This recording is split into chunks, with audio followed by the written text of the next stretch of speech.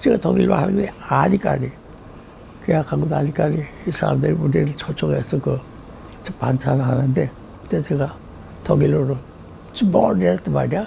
콘배하는 거, 콘보. 그때 이 사람들 얼굴이 하얘져요. 당신 독일말 하냐? 독일말 하자. 왜 그럼 당신 독일말로 하자고 왜 안 하냐? 누가 영어로 하자고 해서 하는 거 아니야? 이 사람들이 아주 한탄해요. 당했다고. 그래서 도움을 받았죠. 훔볼트사와의 극적인 협상을 통해 건설된 공장이 바로 쌍용양회 공업 동해 공장이다. 당시 국내는 물론 세계 최대 규모의 단일 시멘트 공장으로 유명한 곳이다. 최대 시멘트 공장인 쌍용 시멘트 동해 공장 준공식에 참석했습니다. 박 대통령은 이런 대단한 공장을 우리 손으로 건설한 것은 불안 속에 싹튼 부흥이며 위대한 교훈을 남겼다고 말했습니다. 독일의 획기적인 신기술 도입이 너무 무모한 것 아니냐는 주변국들과 일본의 우려가 있었다. 그 회사하고 이제 가격을 맺어가지고 오는 길에 일본의 시멘트 공장은 공업이 상당히 발달하고 기술도 아주 높습니다. 일본 공장의 시멘트 공장 수십 개 있어요. 독구대라고요. 일본 시멘트 회사입니다. 독구대? 예. 그래서 내가 가계약을 하고 왔다고 그랬더니 이분이요. 절대 안 된다는 거야. 그거 지금 새로운 거 일본서도 저를 모르고 안 쓰는 거를 어떻게 너희나 지금 시멘트가 부족해서 안 하는데 확실한 걸 하지 왜 새로운 걸 하느냐. 아주 말리는 거예요. 근데 그분한테는 이제 설명을 해줘요. 내가 눈으로 보고 확실히 자신이 있어서 택했다 그랬더니 별로 안 좋아해요. 일본 시멘트 산업의 대부인 도쿠대 회장의 강한 만류에도 불구하고 남다른 해안으로 과감한 결단을 내린 남기동 회장. 그의 선택은 옳았다. 그리고 내가 1년 후에 우리 공장이 거의 완성할 때 또 한번 들렀어요. 그랬더니 이 회장실로 간부들을 다 불러서는 막 내 앞에다 놓고 간부들 막 질책을 하는 거예요. 이 한국의 이 젊은 기술자가 새로운 방식을 지금 한국이 짓고 있는데 너희놈들 뭐 했나 이거야. 그래서 설명하는데 그 새로운 방식 얘기했더니 너희들 빨리 연구해라. 막 그래가지고 그런 애가 있습니다만은 일본에도 없죠. 그래서 제가 그 새로운 방식으로 해서 그 쌍용 시멘트를 건설했습니다. 근데 그 뭐냐 간단히 얘기하면 연료가 과거에 한 40% 감하고 1962년부터 4차례에 걸친 경제개발 계획에 따라 시멘트 산업은 국가기관 산업의 하나로 급속히 발전해왔다. 1964년 쌍용양회가 연간 생산 40만 톤 규모의 현대식 설비를 갖추고 등장하면서 국내 수요를 완전히 충족시키고 2만 2천 톤의 시멘트를 수출까지 해서 시멘트 수출국 대열에 가담하게 됐다. 우리나라 시멘트 연간 생산 실적이 100만 톤을 넘어서면서 정부는 시멘트 수입을 중지하고 한국산 시멘트를 해외로 수출하기 시작했다. 그 규모가 커지면서 생산량이 인구 비례당 연산 1톤을 오버하는 나라는 한국밖에 없었습니다. 당시 한국은 약 5천만 톤을 생산하고 있었습니다. 그래서 1톤을 오버하는 나라는 세계에서 우리나라가 유일했고 그 덕에 고속도로가 지금 막 생겨도 시멘트 걱정을 안 하잖아요. 원료 수송, 제품 수송이 자유롭게 되니까 건설이 되고 생산이 늘어나고 잘 먹고 살게 되고 그 경제 발전이 일어나지. 그렇지 않으면 그게 어렵죠. 그냥 그 인프라 까는 데 시멘트가 첫째 조건이에요. 우리나라 발전의 기초를 닦은 분들이라고 생각하시면 돼요. 보다 신속한 수송을 위한 터널 공사, 그리고 철도 침목, 육지와 섬을 연결하는 대교, 전국을 일일권으로 연결하는 고속도로, 브로크 담장으로 바뀌어졌고 마을 앞 징검다리도 우마차와 트럭이 왕래할 수 있도록 시멘트 콘크리트로 놓여졌습니다. 한국은 시멘트 전량 수입국에서 십수년 만에 시멘트 강대국으로 성장했다. 새로운 것에 대한 남기동 회장의 과감한 도전은 국내 시멘트 산업의 발전은 물론 경제 발전의 토대를 마련했다. 대단하신 분이에요. 시멘트의 대부지 양반이. 그렇죠. 우리나라 시멘트 공업이라는 게 남기동 선생님이 만드셨다 이렇게 봐도 될 거예요.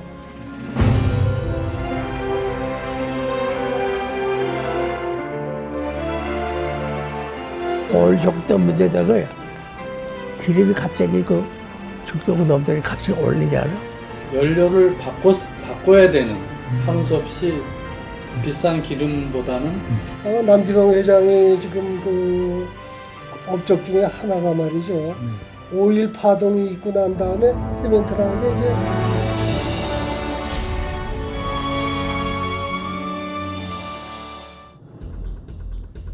하지만 시멘트 업계는 곧 큰 공황에 빠진다. 1973년 중동 전쟁 이후 아랍 산유국들이 석유를 정치적 수단으로 이용하면서 석유값이 급등한 것이다.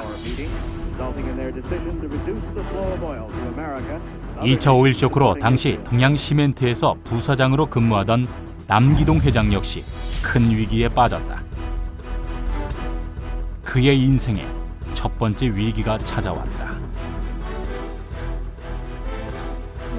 오일 쇼크 때문에 전 세계가 고생할 때 시멘트도 고생 많이 했죠. 기름이 안 들어 비싸니까요. 그 굽는 거기 때문에 돌가루를 빻아가지고 굽는 거니까 그 굽는 연료가 석유였거든요.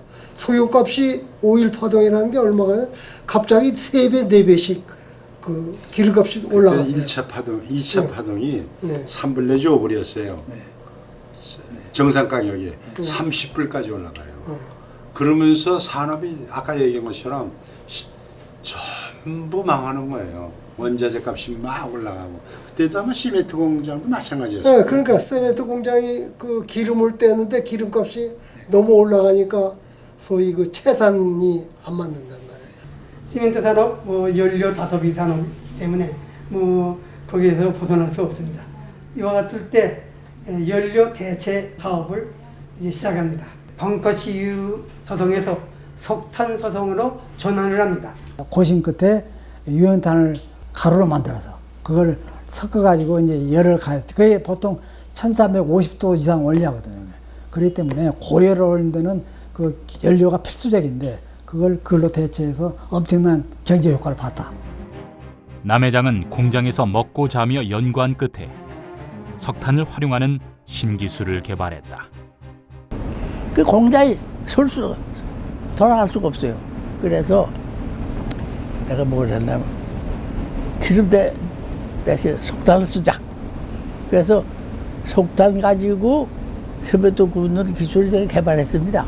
석탄은 어떻게 하냐면 전부 분말로 만들어가지고 분말을 아주 고급 분말을 만들어서 이걸 분사시켜가면서 기름처럼 떼게 하는 기술을 개발했거든요. 이게 남기동 회장이 그 혁신적인 그 기술 개혁이에요.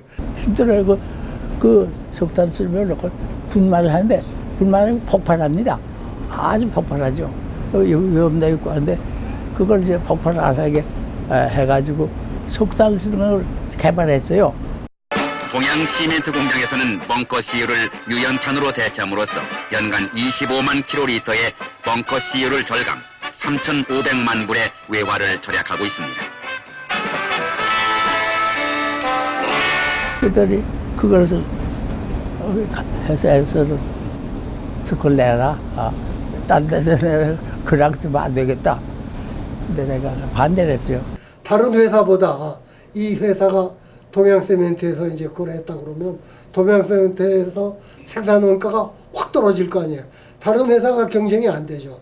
4배, 5배 주는 기름을 떼는 회사는 경쟁이 안 되니까 동양세멘트에서 우리 특허를 냅시다 그러는데 남 회장님이 이거 골고루 이거를 기술을 넣어나가져야 된다. 특허를 안 내고 모든 회사 기술자들을 전부 불러가지고 그렇게 가르쳐 이걸 줬구나. 전부 가르쳐줘가지고 그 모든 우리나라 회사들이 이 그 석탄으로 무연탄 가지고 연료로 대체하는데 그 기여를 했다는 거 아주 굉장히 기술자로서는 참 훌륭하고 또 좋은 일을 우리나라 공업을 해서 좋은 일을 하신 일이에요. 아, 그거 독점하면 뭐해요? 그다 노래 줘야죠. 대학 교수를 했는데 그걸 뭘 특허해가지고 안 되겠다. 또 회사에서는 거기 가면 안 된다는 걸 내가 공개를 해버렸어요. 그 얘기입니다. 네. 매년 심포지엄을 열어 시멘트 기술을 공유하는 것이 국가 기술 발전에 기여한다고 믿었던 그의 남다른 철학을 엿볼 수 있는 순간이다. 전국에 있는 시멘트 기술자들은 현장 근무하는 사람 빼놓고는 다 왔습니다. 자기가 그동안에 한 걸 발표하고 또 딴 데서 발표하는 걸 듣고 서로 토론하면서 서로 가르쳐주고 배워주는 그런 장이 됐습니다. 또 한편으로는 단결의 장인도 됐습니다. 시멘트 기술자들 상당히 단결심이 좋습니다. 수해가 났을 때가 있었습니다.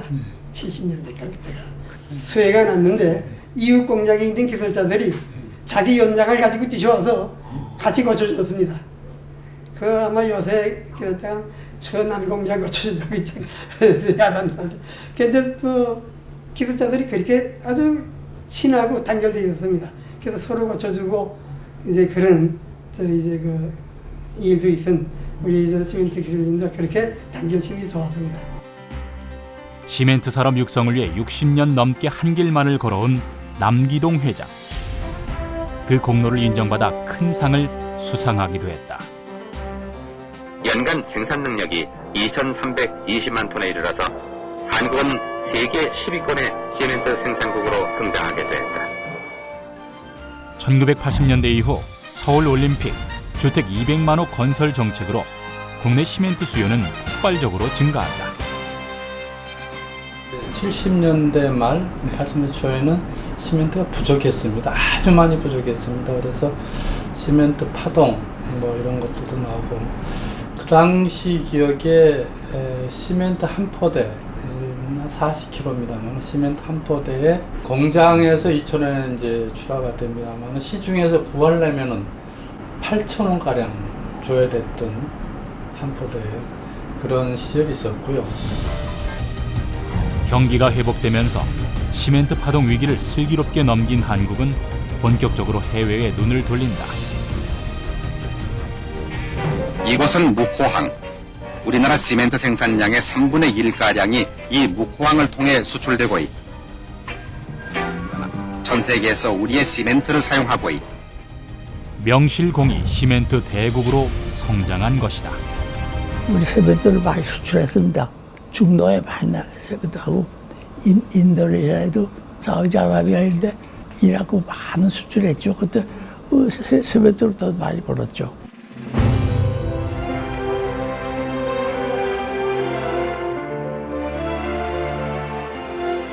업계 전체를 끌고 가셨던 분의 한 분으로 좀 기억하고 있습니다. 벼락이 쳐도 끔찍하다. 그 정도 낮은 시멘트 업계에서는 요람인 것 같습니다.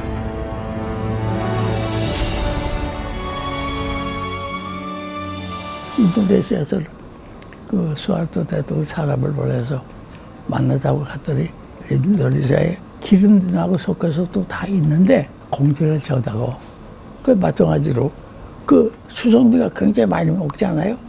제가 인도네시아 300만 톤 공장을 또 하나 지어줬어요. 한국의 시멘트 기술을 인도네시아에 전파한 건설의 주역들을 만났다. 시비농 시멘트 공장 설계 담당 박경재 씨, 기계 시운전 담당 김원복 씨, 건설 담당 김철수 씨가 그 주인공이다.